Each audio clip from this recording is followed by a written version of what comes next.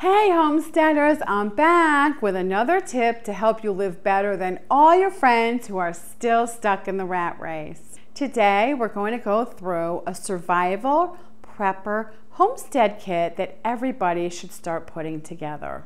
We're going to go through one item at a time, and we're going to go through it in detail so you know what you need, why you need it, and where you can get it. Over the next few weeks, I'm going to cover the 10 most important items you should get first. Today, we're going to talk about the number one most important item, water. Let's go! Welcome to Becky's Homestead. You will be in a way better position if you have these things ready before a crisis. Rely on yourself. Don't stand there waiting for somebody else to come and save you. Your stress level will be through the roof while you're waiting and wondering. It's so much better to just know you have your stuff right there and you'll be fine. That gives you confidence, not stress. Why is water so important for survival? Well, every function in your body uses water. Without water, you can die after 3 days, but you're falling apart way before that. If you're in the heat or living outside, it's even shorter. Without water, you start going downhill the very first day. We never think about not having a drink because when we walk into a gas station, it's just wall-to-wall drinks. So it's hard for us to imagine not having any. But when a disaster happens, that store gets cleaned out way faster than you can believe. Who wants to be at the store fighting the crowds at the last minute? It's way better to be home, prepared, calm, and confident.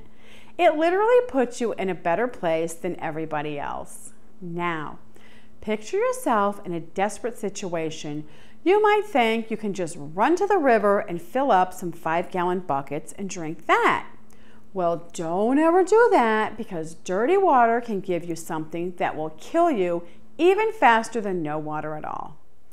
That's diarrhea. Diarrhea is your enemy when you're trying to survive. I'm going to tell you about 2 things that you've probably never heard about that you can get from drinking dirty water. The first one is Giardia. Giardia is a little parasite that's in dirty water, and when you drink it, it causes cramps, nausea, and diarrhea. The second one is called Cryptosporidium. Cryptosporidium. And that's another parasite, and it causes diarrhea too, but it also gets in your lungs. So imagine coughing diarrhea. You really don't want to get that one. The point of this is you want to store clean water ahead of time in your kit so you're not desperately drinking dirty water because you're unprepared. So, what's the best way to store water? I want to tell you a quick little story about water containers.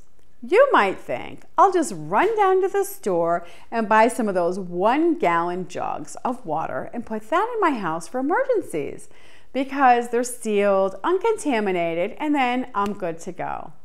Well, that's what Scott did, but about a year later, he noticed that the 1-gallon jugs all collapsed and the water was gone. He doesn't know where it went or how it got out.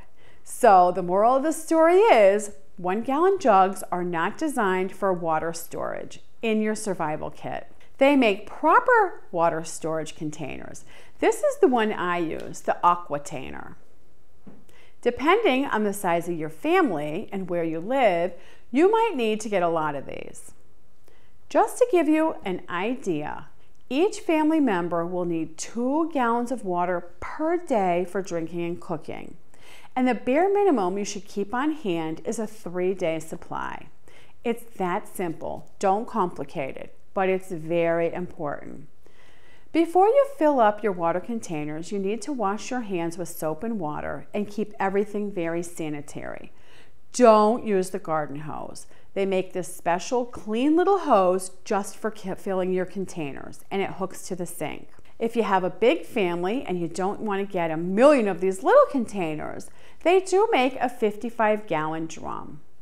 There's a link in the description for these containers. What's the best way to purify water? Now, we need a way to purify the water just in case we think it got contaminated. I'm always double, triple careful because I don't want to get coughing diarrhea. There's 3 ways to purify your water. I'm going to start with the most effective and then go down to the least effective. Number 1 is boiling. Boiling kills pretty much everything, but you have to make sure it's a rolling boil for a full minute. Number 2 is water purification tablets. They're called chlorine dioxide. The tablets work fine for the water in your containers since you got it out of the tap. But if you're going to be stuck drinking water from a river, you're going to have to boil it. Number 3 is bleach. Using bleach is better than nothing. You can put 1/8 teaspoon of bleach per gallon of clean water, and you double that if the water is cloudy. Then you stir it and let it sit for 20 minutes.